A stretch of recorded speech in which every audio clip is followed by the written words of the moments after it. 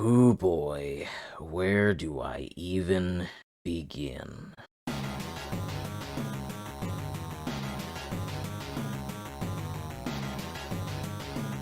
Welcome to the dream, folks. I'm your host Amashi, and this is our third episode of Temptation, a series where I talk about deviating from pull plans.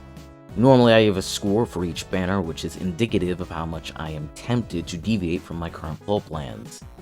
But seeing as how nothing about this cycle was known to us beforehand, it hardly seems appropriate. Instead, for this episode, I'll be rating these banners by how foolishly I spent my resources, because by God, did I make some stupid decisions throughout these next few cycles. It could be because my health has been on the decline lately, but I'm pretty sure every last bit of patience, restraint, and willpower I built up over the last 3 years just suddenly vanished. It's like every lesson I taught myself about spending was abandoned, and now that I'm more lucid, all I can do is look back with regret. Anyway, I've done enough stalling. Let's talk about Garnet's cycle. I'll be skipping the Start Dash banner and the Anniversary Special banner, as there was nothing of note to talk about. First up, we have the Garnet Lil banner, featuring both LDs and Garnet BT. I'm rating this banner a 10 out of 10. I was hovering around an 8 or a 9 for a while, but the more I think about it, not only was this the start of my poor decisions for the next few cycles, it also makes every poor decision afterwards more impactful. Lilisette got some cool stuff. She can finally heal. Well, naturally, without a spear. Enemy HP damage resists down, and good calls. Lil has always been a character I've had on my roster, but never felt the need to commit resources to, because I had better options, or characters that needed my ignits more. So even though I've always wanted to play her, she's always been very low on the priority list. Lil being pushed forward in the timeline was a big surprise, but that pales in comparison to her banner mate. What the fuck is this character? Garnet's auras are absurd. There's no point in comparing other aura bots to Garnet. She will win handily every time by a wide margin. Her regens and brave gens are like Bartz and Y'shtola had a child, and they injected it with every steroid, vitamin supplement, and enhancement imaginable, and somehow it didn't die. Unlike the other global first units, not counting Beatrix, where I went, Arnea, huh?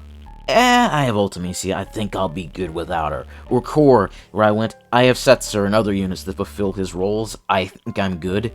Garnet is such a powerhouse that I already liked as a character, on top of all that she could do, and went, I'd very much like to have this LD, at least. Now, before we talk about what I spent, I need to break down why my rating is so high. Why was pulling on this banner such a mistake? First, in regards to Lilisette, I was pulling in the hopes of getting her call.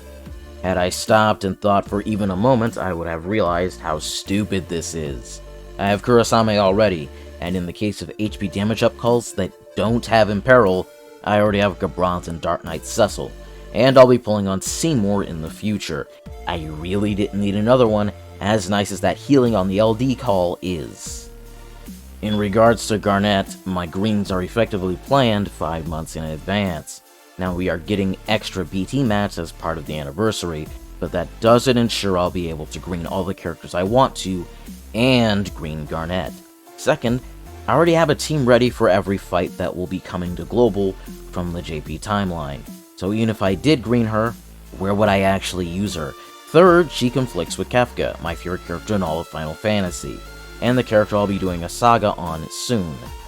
Yes, you can make her work with Kefka, but it means a party or call slot needs to be dedicated to Framed Water or Thunder in Peril, which I'm not a fan of. Fourth, there are at least 2 banners in the future I will be pulling on that feature her LD in Edge and Ferris, unless they change them. Fifth, I already bought 5 Ultima weapons, and I don't want to spread my cores too thin, so no staff for her. Speaking of spreading my mats too thin, I wouldn't have been able to blue her armor either, so that's 6 reasons for why pulling her is a bad idea. and I could probably think of more, but this segment has gone on long enough as is. I spent 300 tickets on this banner, and got nothing. Then I spent 50 more tickets, and got nothing. And then I spent... Anyway, the other banner running alongside this one was the Lightning Prompto banner, which I am rating a 0 out of 10. I already have everything on this banner, so there wasn't even a twinge of an urge to do something stupid. Lightning is cheeks. She's okay at best, and unlike Onion Knight, she didn't even have the decency to show up earlier in the era. And quite frankly, I don't even think she's worth giving a book to until BT boards become a thing. I did use her in Crevasse along with Ramza and Bartz for triple sword, triple yellow crystal codes, so she served her purpose. She's Heretics, Abyss, or Dimension's End filler for when you need a DPS but don't want to commit to someone actually strong that could be useful later on. Prompto got his C90 here, and I'm very happy with it. His EX hits like a freight train, and his new HP attack doesn't add to the turn count, and does alrightish damage, kind of going for the Ramza HP+++ kind of thing. Even gave him blue armor and everything, which may not have been the smartest decision since I have few plans to use him outside of themed runs and goofing off. And of the 5 Ultima weapons that I bought, was not one of them. Keiss Alisaie was a 0 out of 10. I already had Keiss, and while Alisaie is neat, I don't need her at all. She does have a really good call though. In fact, this is a fantastic call banner. Keiss was a major help for getting me through the semi-final stage of Abyss, changing his buff duration on his skill 2 to 7 or 8, I'm not going to look it up right now, and giving him debuff start for his LD debuff is a major game changer and a massive buff to his calls. Releasing his C90 before a couple months before Selfie was a good call. Good calls all around, I'd say. I suppose I should talk about the Ace Hope banner. 0 out of 10. I didn't even look at it beyond a free pull. I pitied Ace BT on Prompto's banner near the start of Wooby Plus era, and I haven't even greened it yet. In spite of that, he's still really strong. He's one of the few characters that can actually hang even without green. Hope I did give blue armor to, and was somewhat impressed that he could hang at all, even in garbage time. Back to what I spent on Garnet. I did get Lilith LD, but that was after 540 tickets deep into the banner with no Garnet LD in sight. Which brings us to our final banner of this cycle. At long last, the final banner of the cycle. Eiko's banner was a 9 out of 10.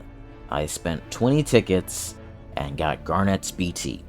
Seeing as how Garnet's LD banner was gone at the time, I have to momentarily break my BT rule of fully building characters I get a BT for, because I physically can't get the LD right now.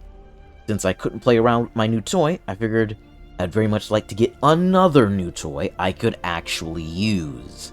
So I spent 280 more tickets, no Eiko LD, just VVLD dupes. And then on stream, I spent another 100 tickets, foolishly, and got another VVLD dupe.